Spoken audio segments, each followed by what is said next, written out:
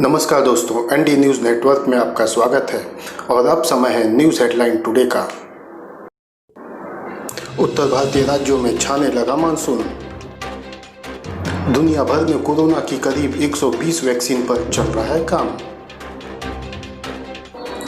1 से 15 जुलाई तक होने वाली सीबीएसई की शेष परीक्षाएं रद्द। भारत में अब प्राइवेट कंपनियां भी बनाएंगी रॉकेट और सैटेलाइट, इसरो के मिशन में भी हो सकती हैं शामिल। पीएम ने कहा, आपातकाल में संघर्ष करने वालों का बलिदान नहीं भूलेगा देश। अगस्ता वेस्टलैंड घोटाले में श्रवण गुप्ता के घर ईडी के छापे। पतंजलि के खिलाफ महाराष्ट्र सरकार करेगी कानूनी कार्रवाई। अब उत्तरी लद्दाख में चीन की सेना ने लगाया टेंट, सामने आई सैटेलाइट इमेज। दोस्तों, विस्तार में खबरों को जानने से पहले आप जल्दी अपने इस चैनल एनडी न्यूज़ नेटवर्क को सब्सक्राइब करें और बेल आइकन को जरूर दबाएं, जिससे आपको न्यूज़ अपडेट का नोटिफिकेशन मिलता रहे।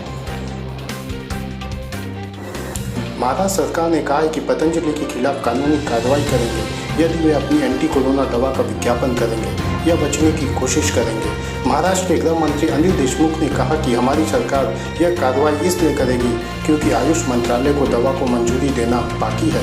बुधवार को आयुष मंत्रालय ने कहा था कि वह हर्बल उत्पादों वाली कंपनी के दस्तावेजों और इसके द्वारा विकसित दवा के ब्यौरों की जांच करेगी। केंद्रीय मंत्री श्रीपाद नाइक ने कहा कि पतंजलि दवा ला रही है और यह एक अच्छी पहल है, लेकिन इसके लिए उचित प्रक्रिया का पालन करना होगा। उत्तर भारतीय राज्यों में मानसून अब छाने लगा है। जम्मू कश्मीर, लद्दाख और उत्तराखंड को पूरी तरह से कवर कर लिया है। वहीं उत्तर प्रदेश, राजस्थान, हिमाचल प्रदेश, पंजाब और हरियाणा के कई इलाकों में बुधवार को मानसूनी बारिश हुई। भारतीय मौसम विभाग ने बताया कि राजस्थान के कुछ और हिस्सों, उत्तर प्रदेश के शेष हिस्सों, हरियाणा और पंजाब के अधिकांश हिस्सों में अगले 24 घंटे के दौरान मानसून के आगे बढ़ने और बारिश की परिस्थितियां अनुकूल हैं। भारत और चीन के सैनिकों के बीच हिंसक झड़प के बाद आपसी भरोसे की कमी साफ नजर आ रही है। भारत ने बुधवार को सीमा विवाद पर बने तंत्र के तहत संयुक्त सचिव स्तर की बातचीत में नियंत्रण रेखा का कड़ाई से पालन करने और सहमति का ईमानदारी से पालन करने की नसीहत दी है। दोनों पक्ष सैन्य व कूटनीतिक स्तर पर बातचीत जारी रखने पर भी सहमत हुए हैं। कोरोना वायरस को मात देने के लिए दुनिया में करीब 120 वैक्सीन पर काम चल रहा है, लेकिन 4 वैक्सीन ऐसी है जो लगभग आखिरी चरण में हैं। इनमें एक अमेरिका, 2 ब्रिटेन और एक चीन में तैयार हो रही है।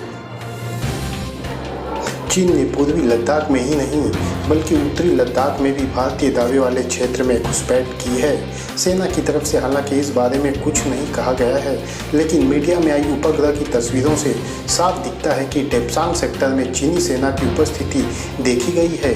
यहाँ उसने कुछ स्थायी निर्माण किए हैं और टेंट भी लगाए हैं।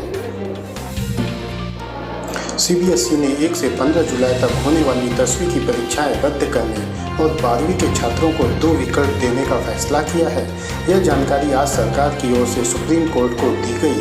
सीबीएसई ने 12वीं छात्रों को 2 विकल्प देने का भी निर्णय किया है। पहला यह कि वे अपना रिजल्ट इंटरनल असेसमेंट के आधार पर लें। दूसरा कि कोरोना के हालात सामान्य होने के बाद परीक्षा देने का विकल्प भी चुन सकते हैं, लेकिन इंटरनल असेसमेंट और एग्ज़ाम दोनों में से एक विकल्प को चुनना होगा। अगस्ता वेस्टलैंड घोटाले में 3600 करोड़ रुपए के कथित रिश्वत घोटाले के आरोपियों की धरपकड़ के लिए प्रवर्तन निदेशालय और केंद्रीय जांच एजेंसी सीबीआई ने अपने प्रयास तेज कर दिए हैं। इस पूरे मामले से वाकिफ सूत्र ने हिंदुस्तान टाइम्स को यह बात बताई। रियल्टी फर्म एमजीएफ के एमडी श्रवण गुप्ता के परिसर में बुधवार को ईडी के छापे उसी घुसखोरी के पैसों का पता लगाने के लिए किया गया है जो एक निश्चित समय के दौरान कई कंपनियों में गया। भारत में अब प्राइवेट कंपनियां भी रॉकेट और सैटेलाइट बना सकती हैं, यहां तक कि इसरो के मिशन में भी शामिल हो सकती हैं। इसरो प्रमुख के सिवन ने बृहस्पतिवार को कहा कि अंतरिक्ष क्षेत्र में भारत में बड़ा सुधार करते हुए निजी क्षेत्र को अब रॉकेट एवं उपग्रह बनाने और प्रक्षेपण सेवाएं मुहैया कराने जैसी अंतरिक्ष गतिविधियों की अनुमति दी जाएगी। पूर्वी लद्दाख में भारत चीन सैनिकों के बीच हुए हिंसक झड़प के बीच अरुणाचल प्रदेश के सीएम पेमा खांडू ने एलएसी को भारत तिब्बत सीमा बोलकर चीन को चिढ़ा दिया है। असल में भारत की सीमा तिब्बत के साथ ही लगती है, जिस पर चीन ने जबरन कब्जा कर लिया था। अरुणाचल पर भी अपना दावा जताने वाले चीन को जाहिर है इस सच्चाई से चुभन होगी। आपातकाल के 45 साल पूरे होने पर गुरुवार को पीएम नरेंद्र मोदी ने लोकतंत्र की रक्षा के लिए संघर्ष करने वालों को याद किया और कहा कि उनके बलिदान को देश भूल नहीं पाएगा। पीएम मोदी ने ट्वीट किया, आज से ठीक 45 वर्ष पहले देश पर आपातकाल थोपा गया था। उस समय भारत के लोकतंत्र की रक्षा के लिए जिन लोगों ने संघर्ष किया, यातनाएं झेली, उन सबको मेरा सशक्त नमन। उनका त्याग और बलिदान देश कभी भूल नहीं पाएगा।